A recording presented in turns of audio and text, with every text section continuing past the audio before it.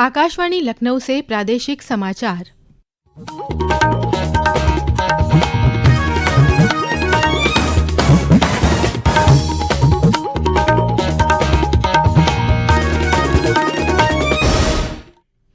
मुख्य समाचार। वित्त मंत्री निर्मला सीतारमण ने आज संसद में नरेंद्र मोदी सरकार के तीसरे कार्यकाल का पहला बजट किया पेश। नई कर व्यवस्था में वेतनभोगी कर्मचारियों के लिए मानक कटौती 50,000 रुपए से बढ़ाकर 75,000 रुपए हुई। बजट में 4 करोड़ से अधिक युवाओं के लिए रोजगार और कौशल अवसर बढ़ाने की 5 योजनाओं के लिए 2 लाख करोड़ रुपए के प्रधानमंत्री पैकेज की घोषणा। विकास आवश्यकताओं के लिए विदेशी पूंजी आकर्षित करने के लिए विदेशी कंपनियों पर कॉरपोरेट कर दर 40% से घटाकर 35% की गई। मुख्यमंत्री योगी आदित्यनाथ ने कहा, 140 करोड़ लोगों की आशाओं, आकांक्षाओं और अमृत काल के सभी संकल्पों को सिद्ध करने वाला है बजट। और सुप्रीम कोर्ट ने नीट यूजी की परीक्षा दोबारा कराने से किया इनकार। कहा, मौजूद आंकड़े नीट पेपर के सिस्टमैटिक लीक होने का नहीं देते संकेत।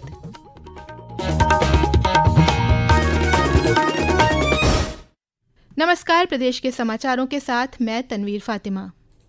वित्त मंत्री निर्मला सीतारमण ने आज लोकसभा में वर्ष 2024-25 का आम बजट पेश किया।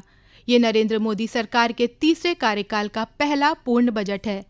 श्रीमती सीतारमण ने आज 7वीं बार बजट पेश किया। वित्त मंत्री ने व्यक्तिगत आयकर दरों के संबंध में नई कर व्यवस्था का विकल्प चुनने वालों के लिए 2 घोषणाएं की। वेतनभोगी कर्मचारियों के लिए स्टैंडर्ड डिडक्शन यानी मानक कटौती को 50,000 रुपए से बढ़ाकर 75,000 रुपए करने का प्रस्ताव किया गया है। पेंशन भोगियों के लिए पारिवारिक पेंशन पर कटौती को 15,000 रुपए से बढ़ाकर 25,000 रुपए करने का प्रस्ताव है। इससे नई कर व्यवस्था में लगभग 4 करोड़ वेतनभोगियों और पेंशन भोगियों को लाभ होगा। नई कर व्यवस्था में कर दर संरचना में भी संशोधन किया गया है। 3 लाख रुपए तक की आय पर कोई कर नहीं लगेगा। 3 से 7 लाख रुपए तक की आय पर 5%, 7 से 10 लाख रुपए तक 10%, 10 से 12 लाख रुपए तक 15%, 12 से 15 लाख रुपए तक 20% और 15 लाख रुपए से अधिक आय पर 30% तक कर लगाए जाने का प्रस्ताव है।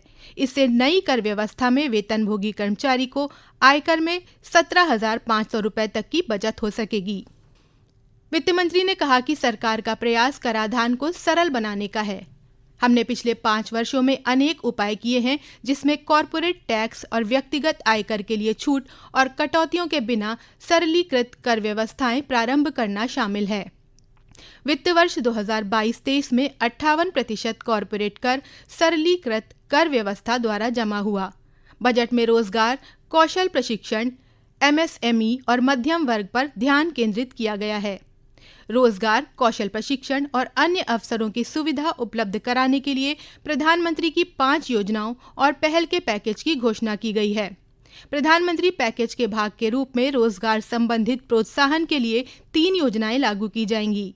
रोजगार पाने वालों को नियुक्त करने में कर्मचारियों और नियोक्ताओं की सहायता के लिए सब्सिडी के रूप में 1 महीने का वेतन दिया जाएगा।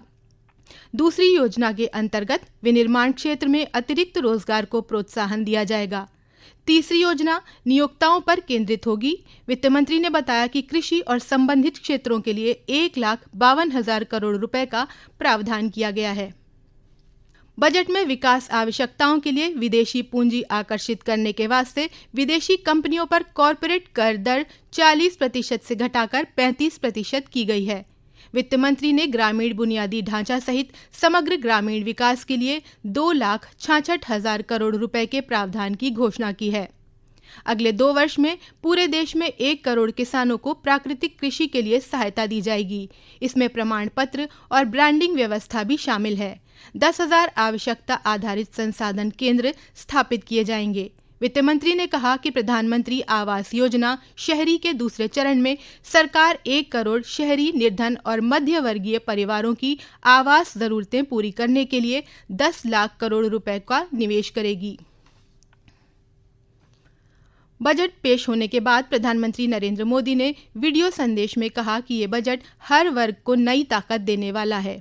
इस बजट से आर्थिक विकास को गति मिलेगी। ये बजट समाज के हर वर्ग को शक्ति देने वाला बजट है। ये देश के गांव, गरीब किसान को समृद्धि की राह पर ले जाने वाला बजट है। पिछले 10 वर्षों में 25 करोड़ लोग गरीबी से बाहर निकले हैं। ये जो न्यू मिडिल क्लास बना है, ये बजट उनके सशक्तिकरण की निरंतरता का बजट है। ये नौजवानों को अनगिनत नए अवसर देने वाला बजट है। इस बजट से शिक्षा और स्किल को नई स्केल मिलेगी। मुख्यमंत्री योगी आदित्यनाथ ने केंद्रीय बजट पर अपनी प्रतिक्रिया में कहा कि ये सर्वस्पर्शी, सर्वसमावेशी, विकासोन्मुखी और देश के 140 करोड़ लोगों की आशाओं, आकांक्षाओं और अमृत काल के सभी संकल्पों को सिद्ध करने वाला बजट है।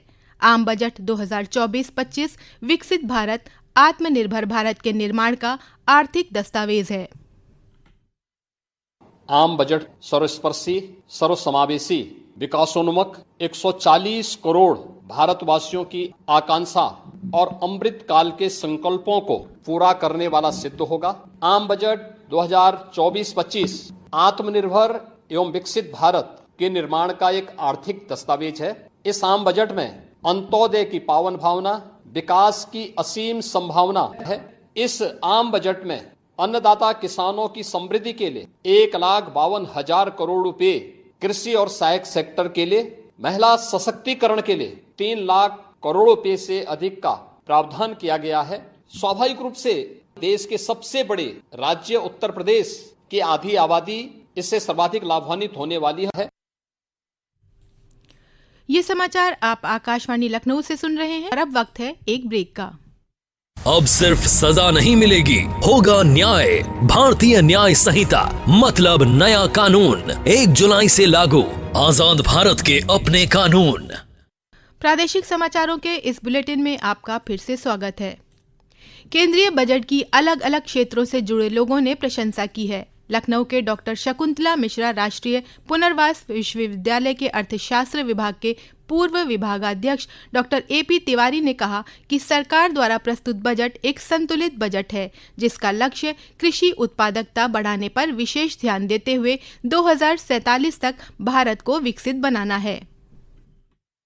मेरा मानना है भारतीय अर्थव्यवस्था के विभिन्न क्षेत्रों की जो सामर्थ्य है उसका सम्यक विकास होगा और यदि भारतीय अर्थव्यवस्था आगे बढ़ती है लगातार तो 2047 तक एक विकसित देश के रूप में भारतीय अर्थव्यवस्था को उभारने का जो संकल्प है वो निश्चित तौर पर साकार हो सकेगा।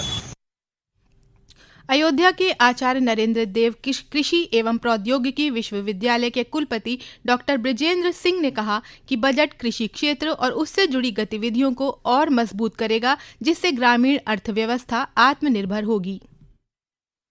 बजट आज प्रसारित किया गया है। यह मुख्य ग्रामीण अंचल किसानों को कृषि पर आधारित जितने स्वरोजगार हैं, कृषि में जो इन्वेस्ट करने के लिए जितने हमारे एवेन्यूज हैं और हम कैसे ग्रामीण के युवाओं को उनको स्वावलंबी बनाएं, स्वरोजगार की तरफ बढ़ें, ये सबके लिए यह बजट ही एक बहुत बड़ा कल्याणकारी कदम है।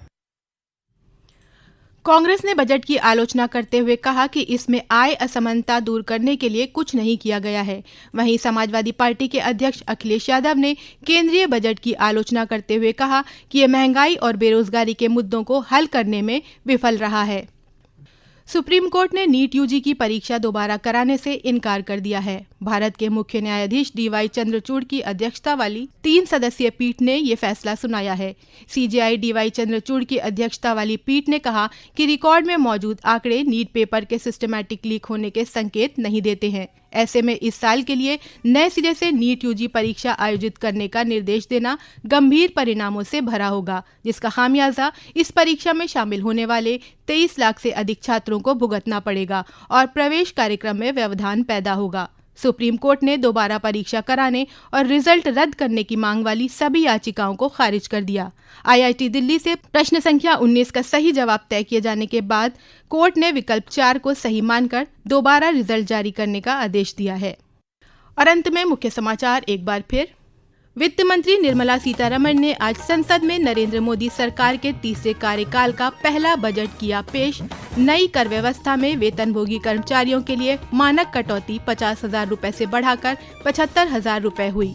बजट में 4 करोड़ से अधिक युवाओं के लिए रोजगार और कौशल अवसर बढ़ाने की 5 योजनाओं के लिए 2 लाख करोड़ रुपए के प्रधानमंत्री पैकेज की घोषणा। विकास आवश्यकताओं के लिए विदेश पूंजी आकर्षित करने के लिए विदेशी कंपनियों पर कॉरपोरेट कर दर 40% से घटाकर 35% की गई। मुख्यमंत्री योगी आदित्यनाथ ने कहा, 140 करोड़ लोगों की आशाओं और आकांक्षाओं और अमृतकाल के सभी संकल्पों को सिद्ध करने वाला है बजट। और सुप्रीम कोर्ट ने नीट यूजी की परीक्षा दोबारा कराने से किया इनकार। कहा, मौजूद आंकड़े नीट पेपर के सिस्टमैटिक लीक होने के नहीं देते संकेत। प्रादेशिक समाचारों का ये बुलेटिन यहीं समाप्त होता है। नमस्कार।